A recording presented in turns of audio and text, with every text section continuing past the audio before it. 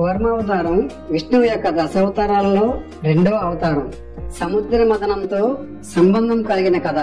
పూర్వకాలంలో దేవతల లోకాన్ని పాలిస్తున్న ఇంద్రుడు పరిపూర్ణ శక్తితో పాటు అపారమైన ఐశ్వర్యాన్ని ఆస్వాదిస్తూ ఉండేవాడు. ఒకసారి పరమశివభక్తుడైన దుర్వాస మహర్షి పృథ్వీలో విహరిస్తూ వెళ్తుండగా ఆయనకు ఒక అప్సరస నుండి దివ్యమైన పుష్పమాల లభించింది. ఆ మాల పరమ పవిత్రమైనది, దివ్య సుగంధం కలిగి ఉంది. ఆ మహర్షి ఆ మాలను ఇంద్రుడికి బహుమతిగా ఇచ్చేందుకు దేవలోకానికి వెళ్లారు. దుర్వాస మహర్షి భక్తి భావంతో ఇంద్రుడికి ఆ మాలను అందించారు. ఇంద్రుడు ఆ మాల యొక్క మహత్తును గుర్తించకుండా నిర్లక్ష్యంగా దానిని ఐరావతం యొక్క కుంభస్థలంపై వేశాడు. దివ్య సుగంధాలు కలిగిన ఆ మాలలో అనేకమైనటువంటి తుమ్మెదలు ఆశ్రయించి ఉండడం చేత అవి ఆ కుంభస్థలంపై ఎగురుతూ దాని చెవులోనూ రొజ చేశాయి. ఆ ఏనుగుకి చికాకు కలిగింది. ఆ ఏనుగు దాని తొండంతో ఆ కుంభస్థలంపై ఉన్న ఆ మాలను తీసి నేలకేసి కొట్టింది. ఈ దృశ్యం చూసిన దుర్వాస మహర్షి క్రోధంతో రగిలిపోయారు. దుర్వాసుడు ఇంద్రుడి అవహేళనను చూసి చాలా కోపంతో శపిస్తాడు. ఇంద్ర, నీవు తీరిన అహంకారంతో పరవశుడయ్యావు. దివ్యమైన ఈ మాలను అవమానించావు. దీని ఫలితంగా నీ శక్తి, నీ వైభవం మరియు నీ ఐశ్వర్యం అన్నీ నశించిపోతాయి. దేవతలంతా బలహీనులై అసురుల చేతిలో ఓడిపోతారు అని శపిస్తారు. దుర్వాస మహర్షి శాపం కారణంగా దేవతలు బలహీనులయ్యారు. అసురులు దేవతలపై దాడి చేసి స్వర్గాన్ని ఆక్రమించుకున్నారు.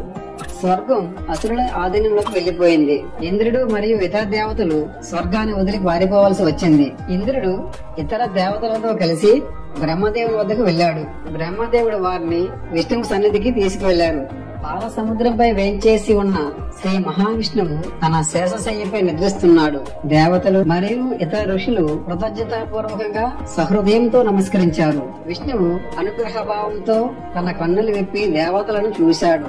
దేవతలు విష్ణుమూర్తిని ప్రార్థిస్తూ ఇలా అన్నారు: ఓ శ్రీమన్నారాయణ, మేము నీ ఆశ్రయం కోరుతున్నాము. మేము మా పొరపాట్లకు క్షమించమని వేడుకుంటున్నాము. అసురుల బాధల నుండి మమ్మల్ని రక్షించండి అని వేడుకొనగా విష్ణువు మృదు స్మితంతో వారిని చూస్తూ ఇలా ఉపదేశించాడు: దేవతలారా, అహంకారము మరియు అసంతృప్తి కష్టాలను తెచ్చిపెడతాయి, కానీ చాతుర్యం, సహనం మరియు ధర్మబద్ధంగా నడుచుకోవడం విజయానికి దారి చూపుతాయి అని దేవతలకు ఉపదేశించాడు. విష్ణుమూర్తి దేవతలకు ఉపదేశిస్తూ ఇలా అన్నారు: మీరందరూ కలిసి క్షీరసాగరాన్ని మదించండి. అందులో అమృతం ఉంటుంది. ఆ అమృతాన్ని సేవించినప్పుడు మీరు తిరిగి శక్తిని పొందుతారు. కానీ సముద్ర మదనం దేనికైనా పని కాదు.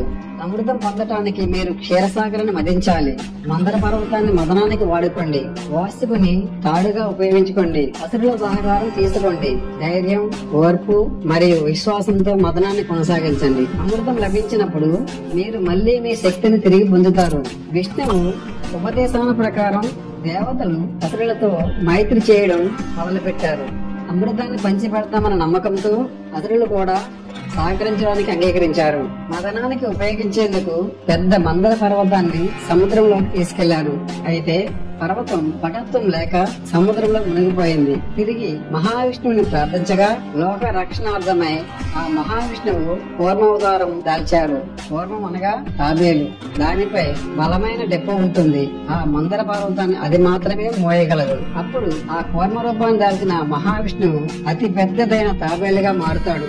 తన భారీ శరీరాన్ని సముద్రపు ఒడిగిన ఉంచి ఆ మందర పర్వతాన్ని తన వీపుపై నిలబెట్టుకుంటాడు. వాసికి అనే మహానాగుడిని తాడుగా ఉపయోగించారు. దేవతలు వాసికి తోకను పట్టుకోగా అసురులు తలభాగాన్ని పట్టుకున్నారు. అందరూ కలిసి క్షీరసాగరాన్ని చిలికిస్తున్నారు. సముద్ర మండలంలో మొట్టమొదటగా హాలాహలం, కల్కటా అనే విషం బయటపడింది. శివుడు ఆ విషాన్ని సేవించి తన గొంతులో నిలిపాడు. అందుకే శివుని నీలకంఠుడు అంటారు. ఆ తర్వాత క్షీర సముద్రం నుండి కామధేనువు వస్తుంది. అది అన్ని కోరికలను తీర్చే పవిత్ర గోవు. వచ్చాయి శ్రవస్, తెల్లని స్వర్గీయ గుర్రం. మూడవది ఐరావతం, 4 దంతాల గజరాజు. 4వది కౌస్తుభమణి, అత్యంత విలువైన రత్నం. విష్ణువు దానిని తన వక్షస్థలంపై ధరించాడు. పారిజాత వృక్షం, ఆకాశమంతా అందమైన పరిమళ భరితమైన వృక్షం. అప్సరసలు, దివ్య సౌందర్యం కలిగిన అప్సరసలు పుట్టారు.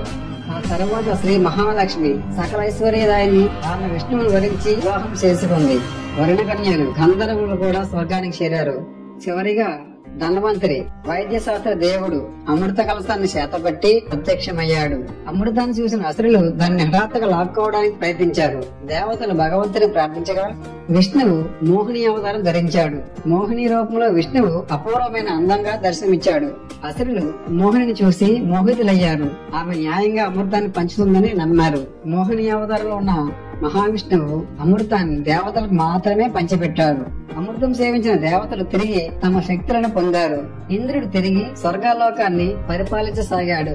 అసురులు మోసపోయి తమ లబ్ధిని కోల్పోయారు. అసురుల్లో ఒకడు స్వర్భానుడు రాహు చాలా దూర్తుడిగా మాయచాటున తన ఉద్దేశాలు నెరవేర్చాలని అనుకున్నాడు.